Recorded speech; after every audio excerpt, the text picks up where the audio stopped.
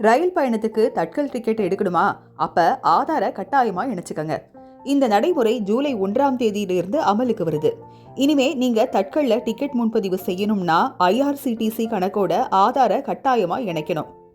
தக்கல் முன்பதிவு முறையில முறைகேடு நடப்பதை தடுக்க IRCTC இந்த மாற்றத்தை செஞ்சிருக்கு. ஜூலை 1ஆம் தேதி முதல் தட்கல் டிக்கெட் முன்பதிவை ஆதார் என உறுதிப்படுத்திய பயனாளர்களால மட்டும்தான் மேற்கொள்ள முடியும்.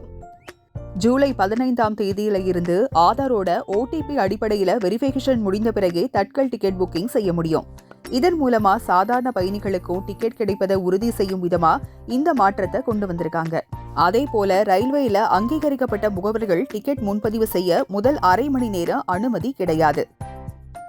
அதன்படி ஏசி கோச்ல காலை 10 மணி முதல் 10:30 மணி வரையும், 2ஆம் வகுப்பு தூங்கும் வசதி கொண்ட கோச்ல காலை 11 மணி முதல் 11:30 வரையும் பொதுமக்கள் மட்டுமே டிக்கெட் முன்பதிவு செய்ய அனுமதிக்கப்படுது. இந்த நடைமுறைதான் ரயில்வே துறை சார்பா அறிவிப்பு வெளியிட்டிருக்காங்க.